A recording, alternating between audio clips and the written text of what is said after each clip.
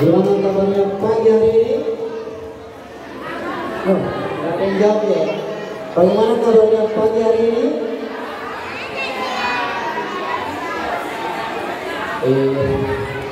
Ayo,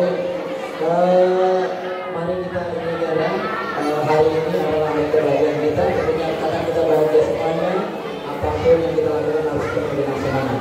Jawab salam saya dengan semangat. Yang menjawab salam saya dengan semangat, insya Allah masuk surga.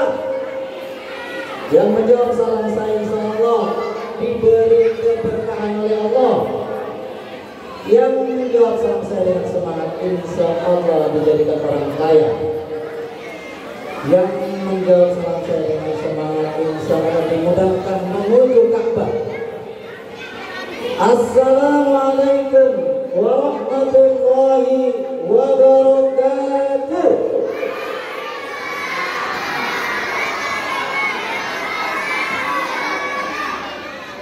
Alhamdulillahi rabbil alamin wal 'aqibatu lil muttaqin wala 'udwana illa 'alal zalimin kal mubtada'ati wal musyrikin. Asyhadu an la ilaha illallah wahdahu la syarika lah ilahul awwalin wal akhirin wa qayyimus samawati wal ardin wa asyhadu anna Muhammadan abduhu wa rasuluhu al-mab'uts rahmatan lil alamin. Rabbi ishrah li sadri wa yassir li amri wahlul 'uqdatam min lisani yafqahu qawli. Amma ba'du.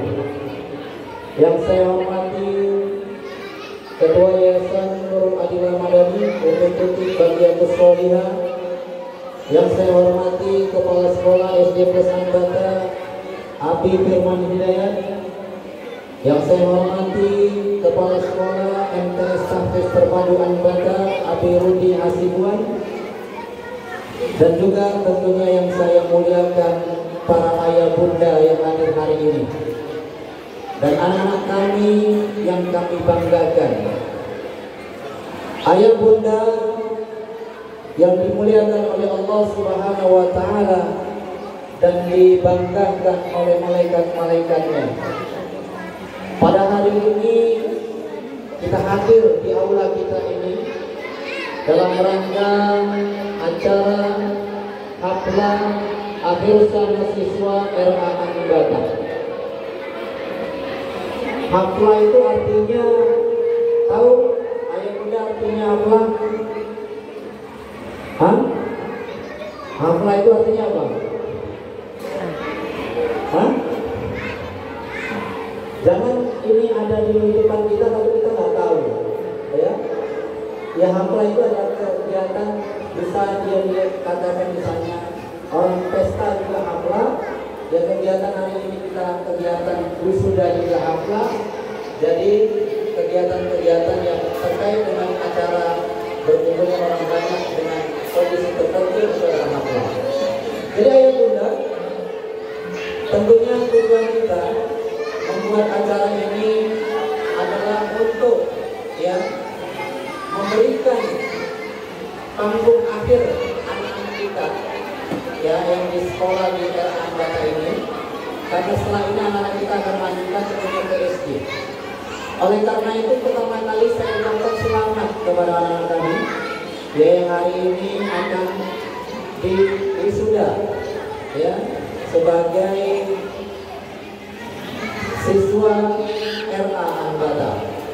Semoga acara kita ini dimudahkan oleh Allah Subhanahu wa Ta'ala, diberkahinya juga, dan kita berharap anak-anak kita yang hari ini di wisuda dimudahkan oleh Allah Subhanahu wa Ta'ala untuk menggapai cita-citanya. Allahumma amin. Ya, dimudahkan jalannya untuk menjadi orang yang sukses di dunia dan akhirat. Tapi yang paling penting yang kita harapkan, anak-anak kita harus menjadi anak yang soleh dan solehah. Sepakat ayah bunda? Ya, anak kita yang paling penting adalah menjadi anak apa? Soleh dan solehah.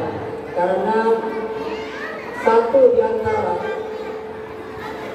amal kita yang tidak terputus adalah menjadikan anak kita menjadi waladun soleh, anak yang soleh. ya, yang mendoakan kita di mana nanti amal kita di akhirat terputus ketika kita telah meninggal dunia. Tapi salah satunya ketika kita meninggalkan amal soleh, maka itu menjadi amal kita yang terus mengalir kepada kita. Ayah bunda yang dimuliakan oleh Allah Subhanahu wa Ta'ala, pada kesempatan ini saya ingin mengutip ya perkataan Imam Syafi'i radhiyallahu anhu, ya, dari ayah bunda. Halo, dengar ya, dengar semuanya, terkait dengan anak-anak kita dan kita juga tentunya, bahwa Imam Syafi'i terkait dengan orang-orang yang menginginkan hidupnya sukses, salah satunya adalah menuntut ilmu. Untuk kita mendapatkan ilmu itu ada syarat-syarat yang harus dipenuhi oleh kita, baik mempersiapkan anak-anak kita. Kata Imam Syafi'i radhiyallahu anhu, dia mengatakan, lan tanalul ilma illa bisittati. Tidak akan kalian mendapatkan ilmu itu karena 6 hal. 6 hal itu perhatikan. Ya, syarat untuk mendapatkan keilmuan adalah yang pertama zakat, ya, kecerdasan, kepintaran. Kecerdasan ini tentunya Allah telah menyiapkan kita sehingga manusia yang lahir diberikan istilahnya akal oleh Allah Subhanahu wa Ta'ala. Kalau misalnya bahasa fisiknya mungkin ada otak yang diberikan kepada kita, yang dianugerahkan kepada setiap manusia yang lahir, yang dimana sel-sel otak ini berjumlah jutaan, ya, ratusan juta sel-selnya. Artinya apa? Setiap manusia mempunyai modal dasar untuk menuntut ilmu, yaitu kecerdasan yang Allah berikan kepada kita. Kemudian yang kedua, ya, setelah kecerdasan ini tidak cukup bahwa kita itu adalah kecerdasan, harus ada hirsun yang kedua. Yang kedua apa? Hirsun. Yang pertama tadi apa? Halo, harus apa ini? Yang pertama zakat, kecerdasan. Yang kedua hirsun, keinginan, ya, ketamaan terhadap ilmu. Jadi orang yang punya kecerdasan tapi tidak punya keinginan untuk belajar, tidak mungkin dia akan mendapatkan ilmu. Ya, setelah itu apa? Pertama tadi zakat, kedua hirsun, yang ketiga apa? Ada yang tahu? Yang ketiga adalah ijtihadun, kesungguhan. Ya, kesungguhan ini bahasa yang kita sering dengar, ada kata Arab mengatakan manjada wajada. Barang siapa yang sungguh-sungguh dia dapat. Jadi selain kecerdasan, kemudian juga keinginan untuk belajar ada, juga ada kesungguhan di dalamnya. Ya, belajar harus sungguh-sungguh, manjada wajada. Yang keempat itu apa? Yang keempat adalah dirhamun. Ya, dirhamun ini adalah biaya. Ya, bahwa pendidikan atau kita menuntut ilmu itu semua membutuhkan biaya. Imam Syafi'i radhiyallahu anhu pada saat dia kecil, ya, dia pernah dikirim oleh ibunya, dibekali uang untuk berangkat menuntut ilmu. Ya, dia waktu itu tinggal di Mekah, diminta berangkat untuk belajar di Imam Malik di Madinah. Di tengah jalan, ya, dia dipesani oleh ibunya. Bagaimana pesannya? Wahai anakku, kamu harus berkata jujur, apapun kekinian yang kamu hadapi, kamu harus jujur. Ketika di tengah jalan pada saat Nabi Imam Syafi'i berangkat, di tengah jalan dia dirampok oleh penyambut. Dia ikut dari pedagang-pedagang dan pedagang itu juga dirampas. Ketika tiba Imam Syafi'i didatangi oleh para penyamun, dia ditanya, karena Imam Syafi'i masih sangat kecil, 10 tahun. Maka dia ditanya, wahai anakku, ya mau apa yang kau miliki? Kami adalah penyamun, kami akan merampas kamu katanya. Maka Imam Syafi'i karena diajarkan kejujuran, dia jujur mempunyai uang yang sedikit banyak yang menjadi bekal dia. Tapi karena kejujuran Imam Syafi'i ini yang anak kecil saja jujur, maka ini menjadikan muncul kesadaran para penyambung itu. Akhirnya disebabkan kejujuran anak kecil ini menjadi taubat para penyambung itu. Ya, tadi yang pertama zakaun, yang kedua apa? Hirsun, yang ketiga istihadun, yang keempat dirhamun. Yang kelima apa? Suhbatul ustadi. Anak kita harus selalu belajarkan dekat kepada guru-gurunya. Ya, yang keenam apa? Tulus zaman. Yang keenam itu adalah waktu untuk ini adalah ilmu itu adalah panjang. Anak-anak kita hari ini baru menyelesaikan tahap awal dari proses pembelajaran mereka. Mereka baru menyelesaikan tingkat RA yang akan dilanjutkan kepada tingkat SD, kemudian tingkat SMP, kemudian tingkat SMA, dan kemudian perguruan tinggi. Kalau bisa anak kita biar dapat menuntaskan pendidikannya sampai S3, ya, mendapat gelar doktor tentunya. Inilah syarat-syarat ilmu yang harus kita penuhi. Yang pertama itu zakaun, kemudian hirsun, yang ketiga istihadun, yang keempat adalah dirhamun, yang kelima suhbatul ustadi atau berteman dengan guru, yang keenam yang terakhir itu adalah kita butuh waktu panjang.